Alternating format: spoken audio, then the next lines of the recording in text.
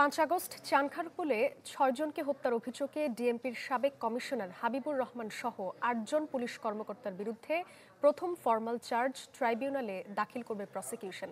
এমনটাই জানিয়েছে এ মামলার প্রসিকিউটর শহীদুল ইসলাম। এর মধ্য দিয়ে আনুষ্ঠানিকভাবে বিচার কাজ শুরু হবে জুলাই গণহত্যার। এর আগে সকালে আশুলিয়ায় ৬ মরদেহ পোড়ানোর ৭ আসামি ও চানখারপুলের শিক্ষার্থী আনাস সহ ৬ জনকে হত্যার ঘটনায় গ্রেফতার ৪ আসামিকে ট্রাইব্যুনালে আনা হয়। এর আগে গত ২১ এপ্রিল চানখারপুলের ঘটনায় ৮ জনকে আসামি করে চিফ প্রসিকিউটরের কাছে তদন্ত প্রতিবেদন দাখিল করে তদন্ত সংস্থা। এছাড়া জুলাই আগস্ট ছাত্র জনতার আন্দোলন চলাকালে গণহত্যার আশুলিয়ায় মরদেহ পোড়ানোর মামলার তদন্ত প্রতিবেদন দাখিলের কথা থাকলেও ফরেনসিক শেষ না হওয়ায় ১ মাস সময় চেয়েছে তদন্ত সংস্থা।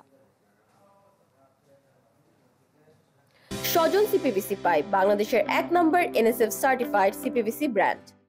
দর্শক, চানখারপুল শিক্ষার্থী আনাস সহ ৬ জনকে হত্যায় ট্রাইব্যুনালে আনুষ্ঠানিক অভিযোগ দাখিল করেছে প্রসিকিউশন।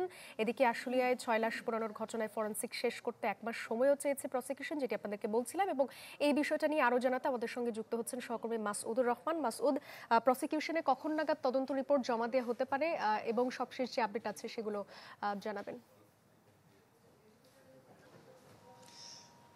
প্রথমবারের মতো আন্তর্জাতিক অপরাধ ট্রাইব্যুনালে যে জুলাই আগস্টের যে নির্বিচারে মানুষ হত্যা হয়েছিল সেই আনুষ্ঠানিক তদন্ত প্রতিবেদন কিছুক্ষণ আগে চানখারপুলের ১ থেকে ৫ আগস্ট শিক্ষার্থী আনাস সহ যে ৫ জনকে হত্যা করা হয়েছিল তার আনুষ্ঠানিক চার্জ কিছুক্ষণ আগে দাখিল করেছে প্রসিকিউশন। আমরা যতটুকু জানতে পেরেছি এই মামলার প্রধান আসামি ডিএমপির সাবেক কমিশনার হাবিবুর রহমান সহ মোট ৮ জন।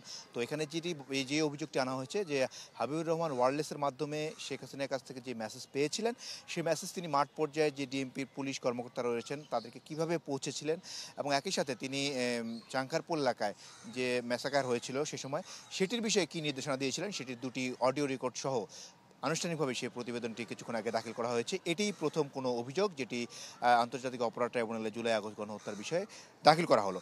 আর আমরা আশুলিয়ার যে তদন্ত প্রতিবেদনের কথা বলছিলাম সেটি তদন্ত কিন্তু শেষ হয়েছে, কিন্তু একটি ফুটেজের বিষয়ে ফরেন্সিক করবে তদন্ত সংস্থা, সেটির জন্য তারা কিন্তু এই একটি ১ মাস সময় চায়। আমরা কিছুক্ষণ আগে তদন্ত সংস্থার সাথে কথা বলেছিলাম, প্রসিকিউশনের সাথে কথা বলেছিলাম। তারা বলছেন যে ফরেন্সিকটি শেষ হলে তারা আনুষ্ঠানিক অভিযোগ তারাও প্রসিকিউশনের হাতে জমা দেবেন, তবে এটির জন্য তারা একটু সময় চাচ্ছেন। তবে আশুলিয়া গণহত্যার সেটি তদন্ত শেষ হয়েছে। আর আরেকটি মামলা আজকে রয়েছে, সেটি হলো যে শেখ হাসিনাকে হাজির হতে বলা হয়েছিল আজকে, যেটি তিনি দিল্লি থেকে ফোনে বলেছিলেন যে যতজন মানুষকে পারা যায়, যতগুলো মামলা হয়েছে সেগুলোতে যেন হত্যা করা হয়। সেটি একটি আদালত অবমাননার মামলা হয়েছিল। তো শেখ হাসিনাকে আজকে হাজির হতে বলা হয়েছিল, যেহেতু সভাপতি তিনি আসেননি। এই মামলা আরেকজনকে আসামি করা হয়েছে, গাইবান্ধার এক আওয়ামী লীগ নেতাকে, তিনিও কোনো জবাব দাখিল করেননি। তো সেক্ষেত্রে ট্রাইব্যুনাল যে আইন আদালত অবমাননা সেখানে ৬ মাসের সাজার বিষয় রয়েছে। ট্রাইব্যুনাল কী করে সেটা দেখার বিষয়ে প্রসিকিউশন হয়তো বা এর আগের মামলাগুলো যদি আমরা দেখেছিলাম যে এই ধরনের আদালত অবমাননা মামলা হলে সময় দেয়। তো সেক্ষেত্রে যদি সময় দেয় সেক্ষেত্রে আরেকদিন সময় পড়বে, না হলে আজকে কিন্তু আদালত অবমাননা মামলা শেষ করে রায়ও দিতে পারেন ট্রাইব্যুনাল। সেক্ষেত্রে পুরোটাই ট্রাইব্যুনালের এখতিয়ার। তবে আজকে থেকে আনুষ্ঠানিকভাবে কোনো অভিযোগ দাখিলের মধ্য দিয়ে ট্রাইব্যুনালে কিন্তু যে জুলাই আগস্ট গণহত্যা সেটির আনুষ্ঠানিকতা শুরু হয়ে গেল। মাসুদ, ধন্যবাদ আপনাকে। আমাদের সঙ্গে যোগ দিয়েছিলেন সহকর্মী মাসউদুর রহমান।